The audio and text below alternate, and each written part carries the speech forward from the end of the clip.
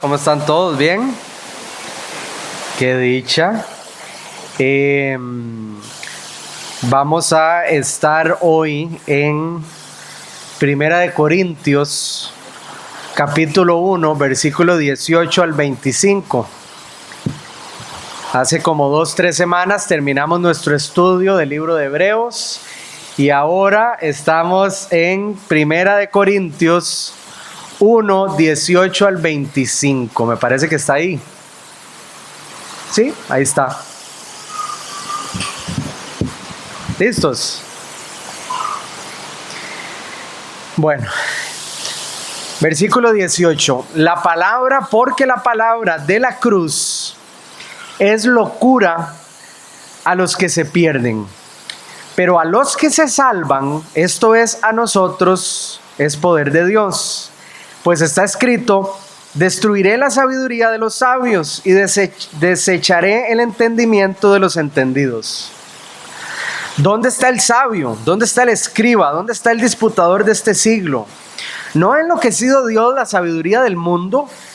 Pues ya que en la sabiduría de Dios el mundo no conoció a Dios mediante la sabiduría, agradó a Dios salvar a los creyentes por la locura de la predicación. Porque los judíos piden señales y los griegos buscan sabiduría, pero nosotros predicamos a Cristo crucificado. Para los judíos ciertamente tropezadero y para los gentiles locura. Mas para los llamados, así judíos como griegos, Cristo, poder de Dios y sabiduría de Dios.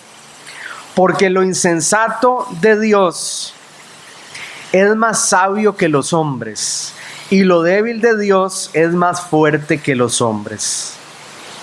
La semana pasada, Pastor Alex trató el tema de los versículos anteriores, que era algo que estaba sucediendo en la iglesia de Corinto. ¿Qué era?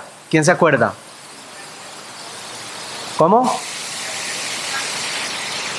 La inmoralidad sexual, la división. ¿Se acuerdan que había división? Pablo se está encontrando en la iglesia de Corinto que hay división. La semana pasada, unos dicen ser de Apolos, otros dicen ser de Pablo, otros dicen ser de Pedro, otros solo de Cristo, y hay una división en la iglesia. Bueno, este pasaje no podemos separarlo del pasaje anterior. Pablo viene tratando acerca de la división en la iglesia. Gracias, Bar. En la iglesia de Corinto habían griegos, habían judíos y habían gentiles. Todos ellos habían venido a la iglesia de Corinto, ¿verdad? Para conocer a Cristo, pero no podemos ignorar que cada uno de ellos tenía un trasfondo cultural, social, religioso, ¿verdad? Un bagaje que traían con ellos o que llevaron con ellos a la iglesia. Muchas veces a nosotros nos pasa, ¿verdad? Cada uno de nosotros tiene un trasfondo social, cultural, familiar, religioso, que cuando venimos a la iglesia lo traemos con nosotros. Entonces venimos predispuestos o venimos sincronizados de cierta manera, y a veces cuesta desincronizarnos para sincronizarnos en el mensaje bíblico, ¿cierto? A todos nos pasa. Eso está pasando en la iglesia de Corinto. Entonces, ¿qué es lo que sucede cuando traemos ciertos conceptos acerca de la vida, de la muerte, de Dios, etcétera, a la iglesia, ¿verdad? O a la Biblia, para decirlo mejor? Lo que a veces sucede se describe con una palabra que se llama sincretismo. El sincretismo es cuando usted agarra una religión o una cosmovisión y le añade otra. Entonces, muchas veces pensamos que ese 1 más 1 en cosmovisiones o en religiones da igual a 2, pero no necesariamente. El sincretismo lo que dice es que una cosmovisión o una religión más otra el resultado es una tercera, algo totalmente diferente a las dos que se unieron. Fue exactamente lo que ocurrió, por ejemplo, en América Latina, cuando hace 500 años, ¿verdad?, fuimos conquistados o colonizados por los españoles. Ellos trajeron a los pueblos aquí, donde habían indígenas de cada región, ellos trajeron su religión, digamos, católica, ¿verdad?, y se unió con las religiones que estaban presentes en América Latina, y eso dio como resultado terceras religiones. No fue ni que el catolicismo se mejoró, ni que la religión que estaba en el momento se hizo mejor, sino que eso dio a luz a terceras religiones. Entonces, por eso nos encontramos un montón de locuras alrededor de América Latina con respecto a creencias y con respecto a cosmovisiones. Se cree un poquito de la Biblia, se cree un poquito de Jesús, pero realmente no es el Jesús bíblico, es un Jesús mezclado, ¿verdad?, de la iglesia de Roma con el pueblo que llegaron a colonizar. Entonces hay ahora un Jesús que lleva en Perú, ¿verdad?, unas plumas aquí en la cabeza, etc. Eso se llama sincretismo. En la iglesia de Corinto está sucediendo eso en este momento. Tenemos a los griegos, que los griegos adoraban la filosofía. La filosofía es el amor ese es el significado de filosofía, el amor a la sabiduría, pero a la sabiduría humana, ¿verdad? Sofía es la palabra griega de sabiduría. Filos es un tipo de amor, era el amor a la sabiduría. Los griegos amaban la filosofía, amaban la sabiduría humana. De hecho, ellos habían construido todo su sistema, ¿verdad?, de vida, no solo el religioso, sino el social, sus estructuras sociales, etcétera, alrededor de la filosofía. Ellos amaban la filosofía. Inclusive ellos tenían su manera de contestar las preguntas existenciales, ¿verdad?, que el ser humano debería de tener, como qué, como de dónde venimos, hacia dónde vamos, cuál es Dios, quién es Dios, si existe Dios, cuál es el valor de la vida, cuál es el propósito de la vida. Esas son las preguntas existenciales que lastimosamente cada día las generaciones se preguntan menos, porque les están enseñando a pensar menos en las cosas reales y profundas de la vida y a pensar más en las cosas, diríamos, de plástico, ¿verdad? Entonces los griegos, ellos tenían respuestas a todo este tipo de cuestiones, de interrogantes, y habían creado toda una cultura, la cultura griega, que se giraba alrededor de la sabiduría humana.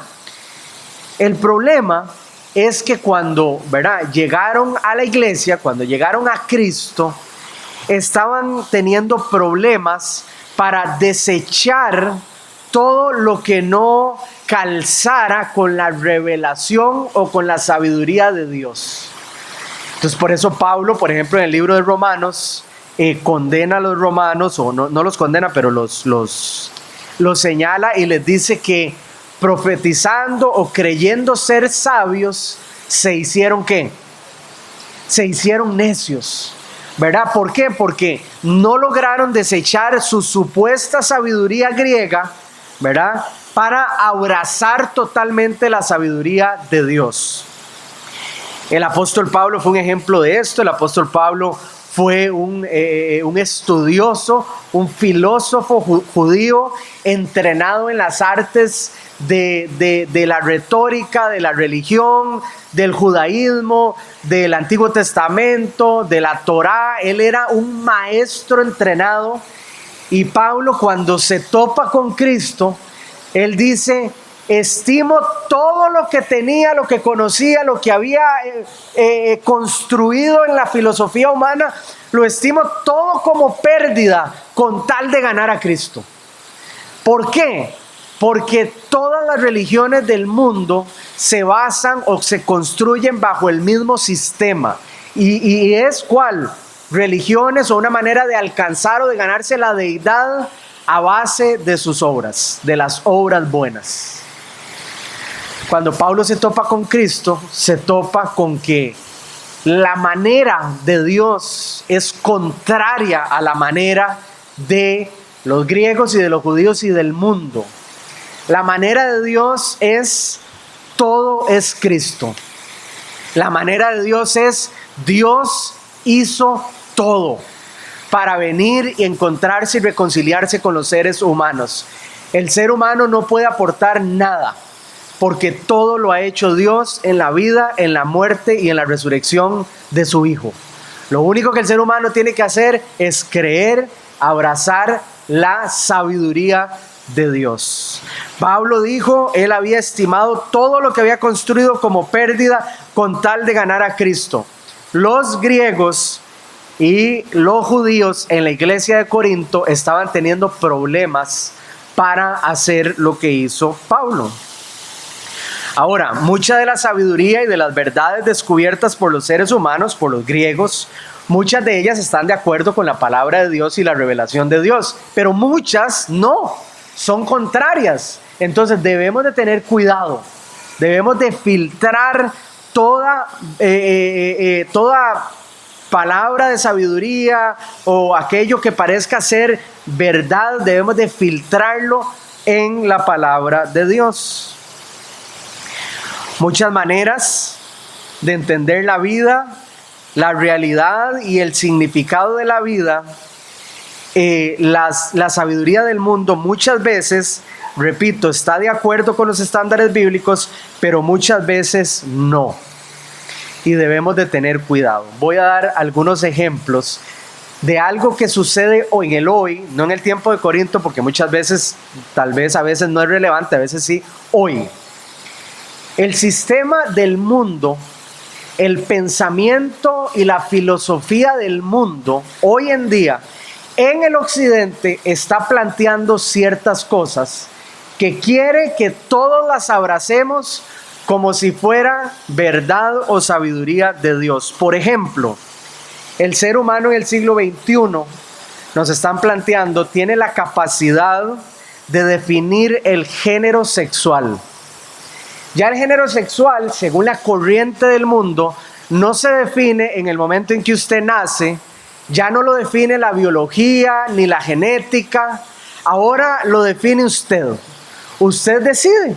Entonces de repente usted se topa parejas que ya usted no sabe quién es el hombre y quién es la mujer, increíblemente, que tienen un niño, que el niño todavía no tiene nombre, porque están esperando que ese niño tenga la suficiente. Ni siquiera usted le puede decir niño, o con O, porque es una ofensa, ¿verdad? ¿Cómo se le ocurre usted definir el género por medio de la vocal O al final del niño para definir lo que nuestro hije, ahora es la E, es, ¿verdad? ¿Cómo se le ocurre a usted? Es una gran ofensa. Están esperando que tenga la suficiente edad para que ese niño decida si es un hombre o es una mujer. Ya no es relevante con los genitales que el niño o la niña nazca. Ahora no, ¿verdad? Ahora la sabiduría del mundo, ¿verdad? La corriente del mundo quiere hacernos creer que uno, el ser humano, puede definir qué es usted sexualmente. Además de esto, puedo definir, según la sabiduría del mundo, puedo definir mi propia realidad. Parte de esto es mi sexo. Pero ahora hay casos donde ya ni siquiera la realidad o la definición de la realidad es una cuestión de sexo. Ahora es una cuestión de especie, aunque no lo crean, ¿verdad? Ahora, el otro día leí un artículo, esto ya lo he compartido con ustedes, de un muchacho en Canadá que es un perro, ¿verdad? Entonces, y escogió una mala raza, es un dálmata. Yo hubiera escogido un dogo de Burdeos. Escogió ser un dálmata, que para mí quema el perro, pero bueno, sorry si usted tiene uno, a mí no me gusta. Un dálmata, entonces el señor, ¿verdad? Búsquelo en internet. Y le hicieron todo un reportaje en Canadá, que en Canadá es los países más progresistas, ya vamos a hablar de eso, de América Latina. Entonces, bueno, el muchacho está vestido de dálmata, pues de puntos, vive dentro de una jaula y sus familiares lo sacan a caminar de una correa. Porque él ha decidido, ¿verdad?, que ahora él se percibe como un dálmata y es un dálmata. No solo eso, sino porque estuviese bien, no bien, sería una locura si simplemente él se percibe y ya. El problema, ¿verdad?, que estamos enfrentando ahora es que quieren politizar las estupideces. Perdón por la palabra, pero eso es lo que quieren hacer. Entonces ahora no solo se tolera esa locura que ese hombre quiere ser un dálmata, sino que si usted no se refiere a él como el dálmata que vive en el apartamento 3, ¿verdad?, usted va a padecer persecución por medio del gobierno. Entonces estamos ante un caos, y es un caos, lo que está pasando en Corinto, es un caos filosófico, en donde el hombre se ha elevado por encima de Dios y ahora ya no es Dios quien define si usted es mujer o hombre o si usted es un ser humano, no. Ahora el mismo ser humano es el que quiere definir qué somos, dónde somos y contestar las preguntas más grandes de la vida.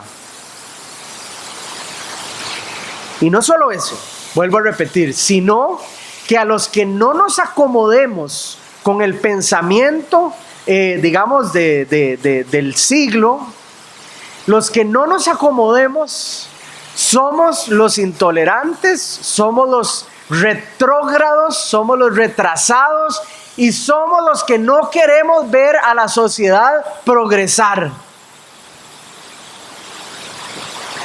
No sé si conocen a un no sé si la palabra es reportero, pero bueno, es más que eso, en Estados Unidos, que se llama Ben Shapiro.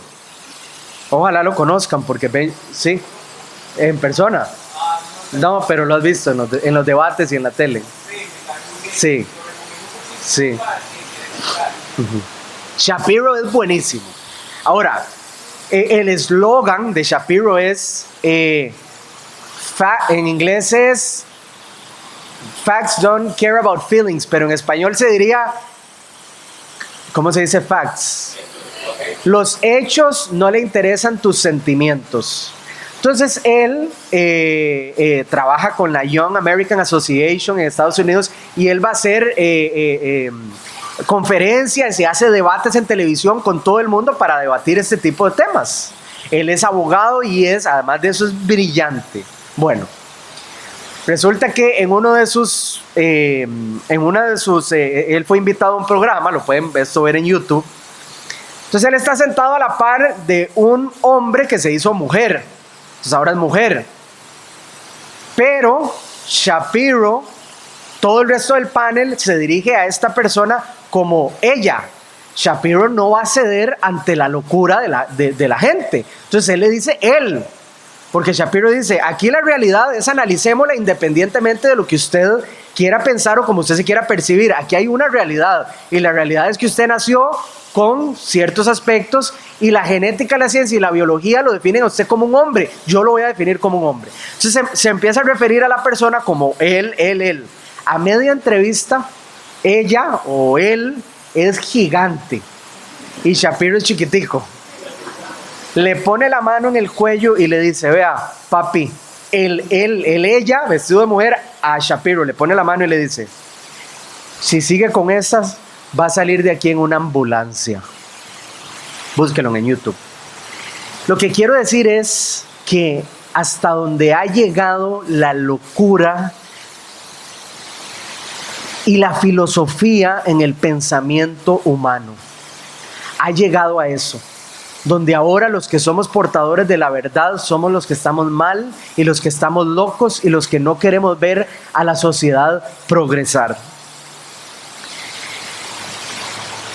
Ya no existe, esta es la corriente del pensamiento del mundo, no existen verdades absolutas. Como usted puede pensar que viene del mono, usted puede pensar que es producto de una explosión celular.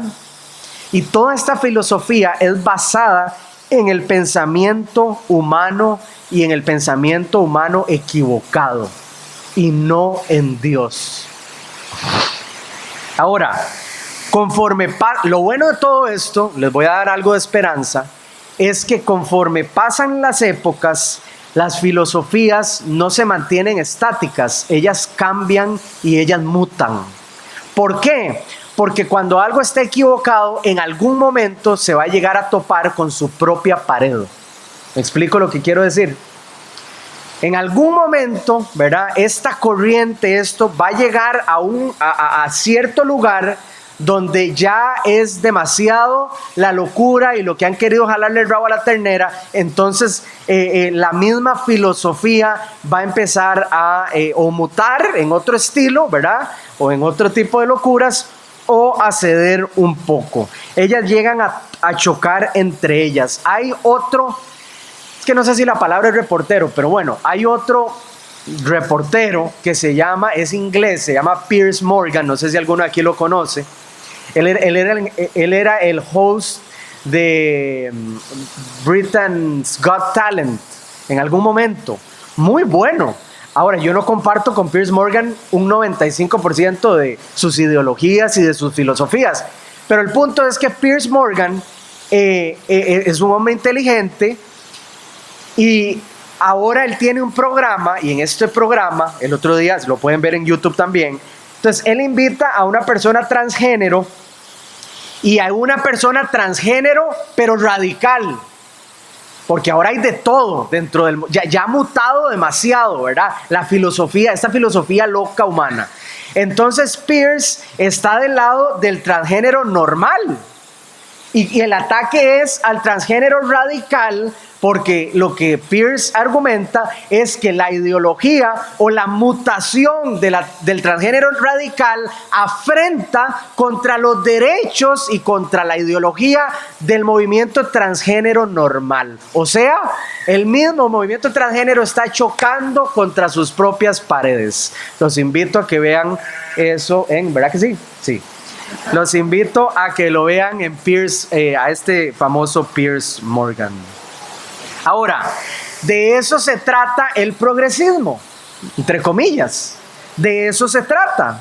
Se trata de que las mutaciones filosóficas de la edad, es que en inglés se dice of the age, no sé si de la edad del momento, las mutaciones filosóficas, eso es lo que hacen, van mutando. Entonces por eso, ¿verdad? Le llaman el progresismo ideológico, progresismo social, porque son esas filosofías que no se quedan estáticas sino mutan, y supuestamente ellos piensan que esto es progresar. Y por eso es que el progresismo, su peor enemigo, adivinen quién es: el cristianismo bíblico. ¿Por qué? Porque el cristianismo bíblico se construye, se arraiga, se sostiene, se agarra, ¿verdad?, a las verdades eternas, absolutas, que no progresan y no cambian con el tiempo, ni con las culturas, ni con las edades. Entonces, quienes nos agarramos a estas verdades somos los anticuados, los retrógradas, los cavernícolas, claro, porque nos sostenemos a las verdades antiguas, las verdades que siempre han sido y las verdades que siempre serán.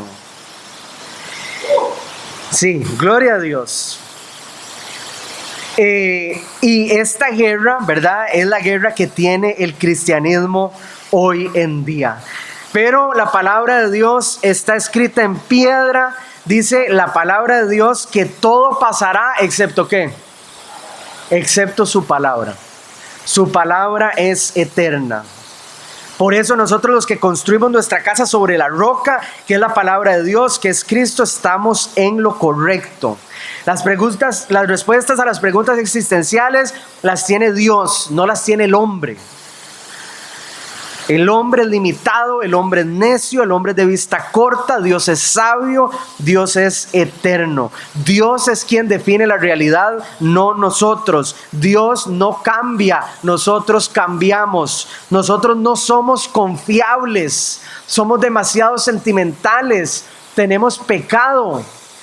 Toda filosofía que nazca del pensamiento humano, por más de que usted sea la reencarnación, que no existe, pero para bromear lo digo, la reencarnación de Aristóteles o de Platón, no sirve si va en contra de la sabiduría de Dios. Por eso es que cuando las personas se niegan, esto es rebeldía. Cuando se niegan al sometimiento de Dios, se encuentran chocando frontalmente con las verdades y con las maneras de Dios. El versículo 18 dice lo siguiente: la palabra de la cruz es locura para los que se pierden, pero para los que se salvan, estos a nosotros, es el poder de Dios.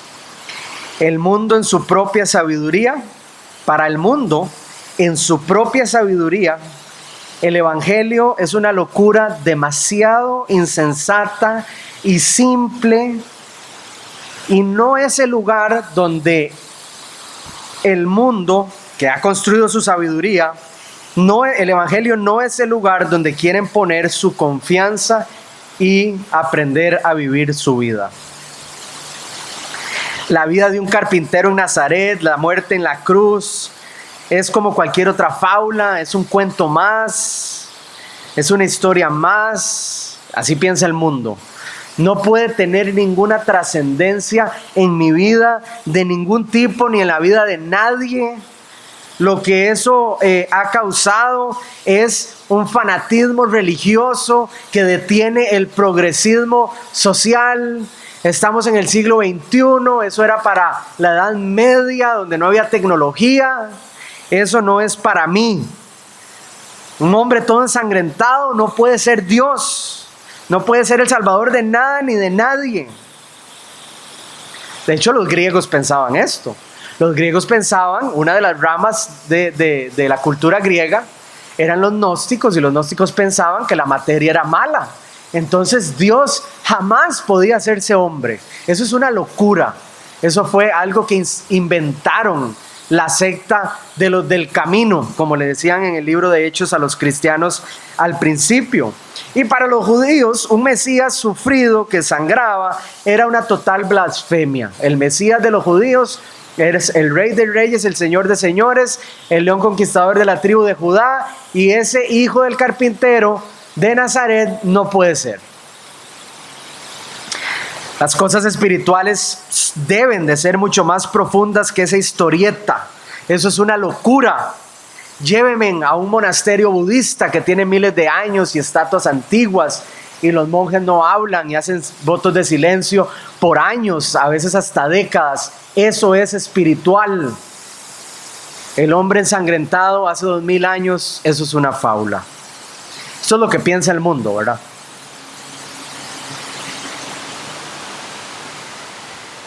Bueno, es esa locura, es ese cuento sencillo y sin mucho sentido. Es eso lo que Dios ha usado para tejer el propósito del universo y de todas las cosas creadas. El hombre ensangrentado, hijo del carpintero y de la Virgen de Nazaret, crucificado, es lo que Dios ha usado para darle significado al universo. La cruz de Cristo es el centro de la creación. Es donde todas las cosas en el cielo y en la tierra, sean visibles, invisibles, dominios, potestades, todo se reúne y cobra sentido en la cruz. Es ese hombre ensangrentado que nosotros los cristianos le llamamos el Dios hombre. Jesús de Nazaret, 100% hombre, 100% Dios, unidos en una persona. Es en Él donde el ser humano encuentra el sentido de la vida. Es en Él donde Dios nos perdona, es donde Dios nos restaura, es donde Dios nos fortalece, es donde Dios nos explica, es donde Dios se representa a Él mismo y es en donde Dios expande su ser para que nosotros lo podamos, el ser humano, conocerlo, al Dios creador. Es el hombre carpintero de Nazaret, Él es el creador. Es en su vida, en su muerte y en su resurrección donde está el poder de Dios para el creyente. La cruz de Cristo es el poder de Dios.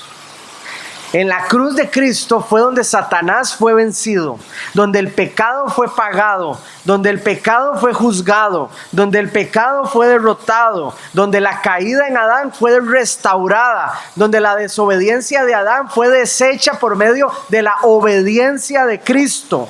Es en la cruz donde el ser humano recobra su verdadera identidad como hijo de Dios. En la cruz de Cristo. Dice el versículo 18, locura para los que están aferrados a la sabiduría del mundo. Pero para nosotros, los que hemos desechado la sabiduría del mundo y hemos humildemente hemos recibido a Cristo, para nosotros es el poder de Dios. Es en la cruz donde podemos ver la vida de la manera correcta, a través y solo a través de la cruz, de la vida, de la muerte y de la resurrección de Cristo. Es donde podemos tener la cosmovisión correcta, el entendimiento acerca de las cuestiones trascendentales como la vida y la muerte, como el origen de todas las cosas, como el destino del ser humano, como la eternidad, es a través de la cruz. Es en la cruz donde el ser humano se une con Dios, se reconcilia con Dios y se vuelve a sentar como el hijo pródigo, como heredero de la creación. Versículo 19 al 21 está escrito, dice Pablo: destruiré la sabiduría de los sabios y desecharé el entendimiento de los entendidos. ¿Dónde está el sabio? ¿Dónde está el escriba? ¿Dónde está el disputador de este siglo? ¿No ha enloquecido Dios la sabiduría del mundo? En la sabiduría de Dios, el mundo no conoció a Dios mediante la sabiduría, sino que agradó a Dios salvar a los creyentes por la locura de la predicación. La sabiduría de Dios es la cruz de Cristo. Dice la Biblia que en Cristo es en quien están escondidos todos los tesoros de la sabiduría y del conocimiento. Cualquier cosa que cualquier filósofo pueda decir que esté bien y correcta, viene de Cristo. Él es la fuente de la sabiduría de Dios. Obviamente no todo lo que en este caso que estamos hablando de los griegos, no todo lo que Aristóteles o Platón dijeron, no todo está mal, ¿verdad? Muchas cosas son cosas ciertas, buenas, observaciones de la creación, etcétera.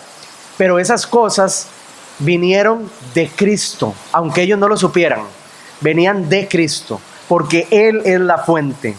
Dice la Biblia que en Cristo habita corporalmente toda la plenitud de la deidad. Todo lo que es Dios habita corporalmente en Cristo. En Cristo es el lugar donde la humanidad y Dios hacen unión.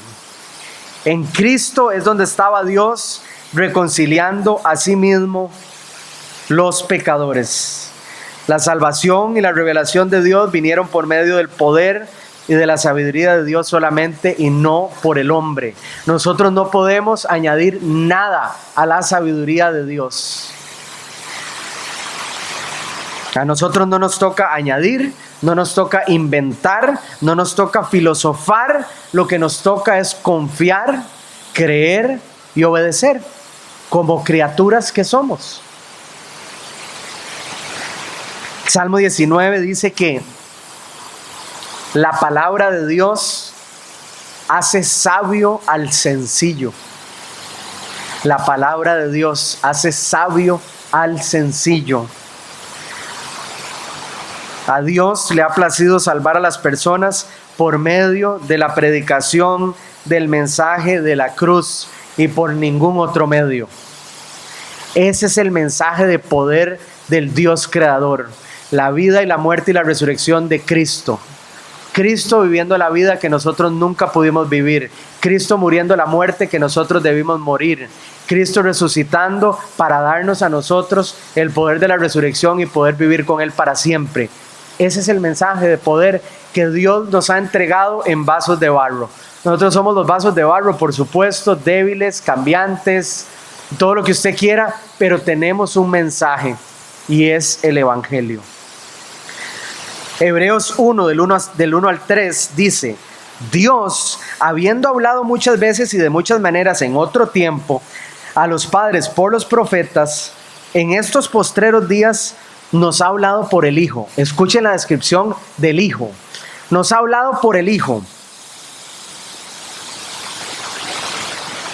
a quien constituyó heredero de todo y por quien asimismo hizo el universo, el cual, siendo el resplandor de su gloria, o sea, la gloria de Dios tiene un resplandor y ese resplandor es Cristo, es Jesús. Y además dice, es la imagen misma de su sustancia y es quien sustenta todas las cosas con la palabra de su poder. Cristo Jesús, la sabiduría de Dios y el poder de Dios. Claro, Pablo sabía esto. Entonces Pablo lo que él está pensando es, griegos, filósofos, no.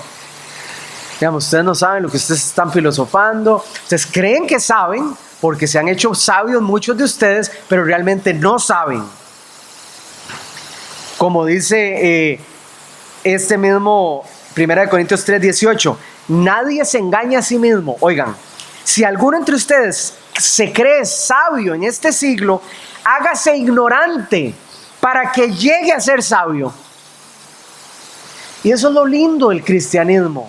Lo lindo del cristianismo es que aquí no está el maestro ascendido enseñándole a todo el pueblo. O que el miércoles, el jueves al estudio, ese día va a llegar el super o la super. Nada de eso. La sabiduría que nosotros tenemos no es nuestra.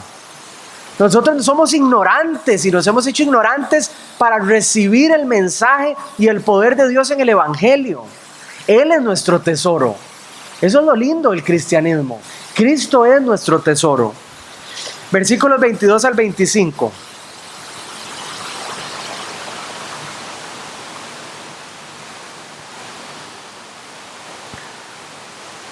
Los judíos piden señales. Y piensen ustedes en la gente.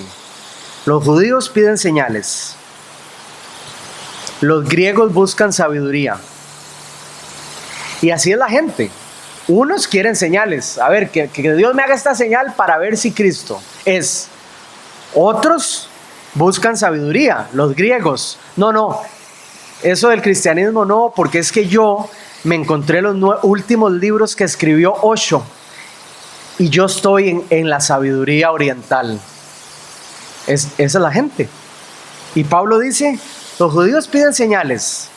Los griegos buscan sabiduría. Pero nosotros predicamos a Cristo crucificado. Para los judíos ciertamente tropezadero. Nunca iban a poder aceptar un Mesías, repito, ensangrentado. Y para los gentiles o los griegos, locura. Mas para los llamados, así judíos como griegos, Cristo es el poder de Dios y la sabiduría de Dios. Lo insensato de Dios es más sabio que los hombres, y lo débil de Dios más fuerte que los hombres. Los judíos piden señales, pero nosotros tenemos a Cristo. Ahora, les voy a contar algo. Los judíos pedían señales, sí es cierto, pero realmente por las señales ellos no iban a creer. Pana, ¿usted por qué dice eso? Porque he leído Mateo, Marcos, Lucas y Juan. ¿Cuántas señales no les hizo Jesús en vida? Les multiplicó el pan, les multiplicó el vino, les multiplicó los peces, resucitó. Y no creyeron. ¿Saben por qué? Porque la mayoría de las personas realmente no andan en busca de la verdad. Andan en busca de algo que esté disfrazado de verdad y de espiritualidad, ojo, que se acomode a sus intereses personales. Esos eran los judíos. A ellos no les interesaba si Cristo era o no era el Mesías. Ellos querían un Mesías que se acomodara a sus intereses personales. ¿No se acuerdan el muchacho que Jesús sanó, que era ciego? Jesús lo sanó, el muchacho va al templo y los judíos le dicen, usted no era el ciego, que no sé qué. Y el muchacho le dice, sí, ese hombre Jesús puso lodo con la saliva en los ojos y ahora veo. Los judíos no pudieron creerle. No fue que no pudieron, no quisieron creerle. Vamos a preguntarle a los papás. Los papás, nada. Los seres humanos no quieren la verdad, porque la verdad les confronta su pecado. Y todos están amando y cómodos en su pecado. No es porque Cristo no sea el camino, la verdad y la vida. No, claro. Cristo ha sido y puede ser predicado, defendido, estudiado y comprobado por miles de años.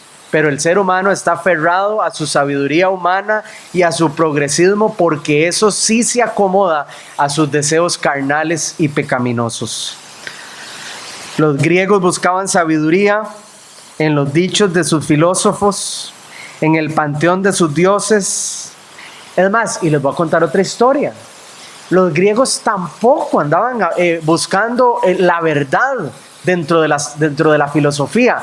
No sé si se acuerdan de la historia en el libro de Hechos. ¿Qué pasa en el libro de Hechos? En el libro de Hechos no me acuerdo el capítulo, pues no lo tengo en mis notas y no me acuerdo. Pero en el libro de Hechos tenemos a Pablo entrando a Atenas. En Atenas resulta que existe un panteón, así se llamaba, un lugar donde llegaban los filósofos de todo lado a filosofar. ¿Se acuerdan de esa historia? Cada uno venía con sus ocurrencias y los griegos simplemente dejaban ese palabrero, el apóstol Pablo, déjenlo pasar para ver qué es lo que tienen para decir. Y Pablo pasa y predica el evangelio. Realmente ellos lo que andaban en busca era de escuchar novedades, cosas nuevas, filosofía nueva. Oh, qué bueno eso, qué bonito suena. Pero como que anduviesen buscando la verdad a las preguntas existenciales de la vida y querer construir su vida sobre eso, no. Los griegos tampoco. Y mucho del mundo tampoco. Para unos tropiezan, a otros les parece locura, a otros es un ridículo, a otros mentira, pero para Dios y para quienes creemos, Cristo es el poder de Dios y la sabiduría de Dios. El mensaje de la cruz es el poder de Dios. ¿Y por qué yo digo esto?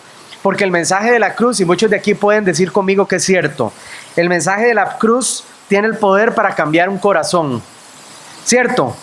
Para cambiar una vida, ¿cierto? Para cambiar gustos. Antes nos revolcábamos y nos placía pecar. Ahora no hay nadie más miserable que un cristiano que peca, porque no lo disfruta, porque ya su corazón Dios lo ha cambiado. Así que si usted es cristiano, ni insista, no insista, no lo va a disfrutar. No hay peor ácido que cuando uno peca contra el Señor, ¿sí o no? ¿Por qué? ¿Y por qué antes no era así y ahora sí? Por el poder del evangelio en la cruz de Cristo. Hace cosas, es poderoso para cambiar gustos, para cambiar familias, para cambiar relaciones, para cambiar inclinaciones, para regenerar mentes. Esto no es de la noche a la mañana, pero el Espíritu Santo regenera mentes con su poder por medio de su palabra. Y por supuesto, es un proceso. Adiestra sentimientos. El Espíritu Santo adiestra sentimientos. Nos enseña muchas veces a sentir, a qué no sentir tanto. Salva almas, reconcilia personas entre ellos y Dios. Dios usa lo que no es en el mundo para avergonzar lo que el mundo clama como que sí es. Dios usa la sencillez del mensaje del Evangelio para avergonzar a los filósofos, a los griegos y a los espiritistas y etcétera, para avergonzarlos. Dios usa un simple mensaje de un carpinterito nacido de una virgen en un pueblo remoto en Palestina hace 2000 años para avergonzar los sabios de este mundo. Cuando nosotros nos humillamos ante la cruz, Dios nos levanta a vida eterna. La sabiduría y el poder de Dios están escondidos de los sabios, ¿se acuerdan? Pero Dios se los revela a los niños. ¿Quiénes son los niños? Los que humildemente ceden a la corriente de pensamiento, a las filosofías mundanas, ceden a eso y se postran delante de la sabiduría de Dios en la cruz de Cristo. Cuando una persona hace eso, Dios se revela y le revela su poder.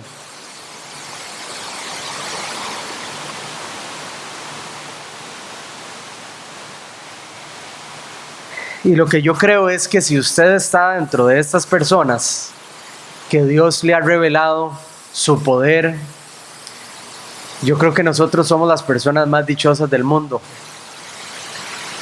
porque tenemos un ancla firme, porque sabemos que las corrientes del mundo no nos van a llevar ni para acá ni para allá,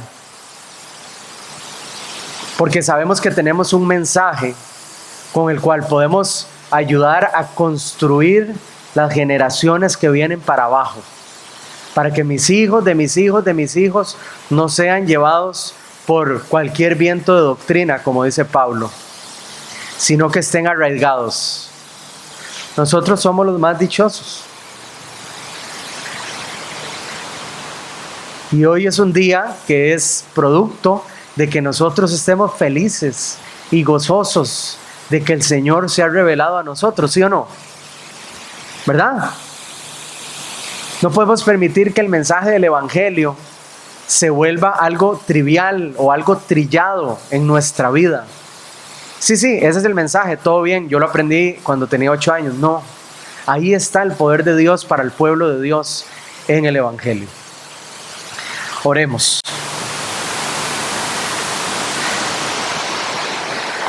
Señor, cuando estábamos perdidos en nuestros delitos y pecados, muertos, la luz de Cristo resplandeció en nosotros. Nada que nosotros hayamos hecho, Señor. Como dice el Salmo, el caballo se alista para la batalla, pero la victoria la da Jehová. Usted puede, dice el famoso dicho, usted puede llevar el caballo al agua, pero no puede hacerlo tomar. Usted pudo haber escuchado el Evangelio toda su vida. En sus propias fuerzas jamás le iba a resplandecer la luz de Cristo en el Evangelio. Dios tuvo que abrir su corazón a su debido momento. Y esto es causa de gratitud, de agradecimiento y de gozo, Señor. Padre, gracias porque en lo sencillo de Dios es más sabio que cualquier cosa en el mundo.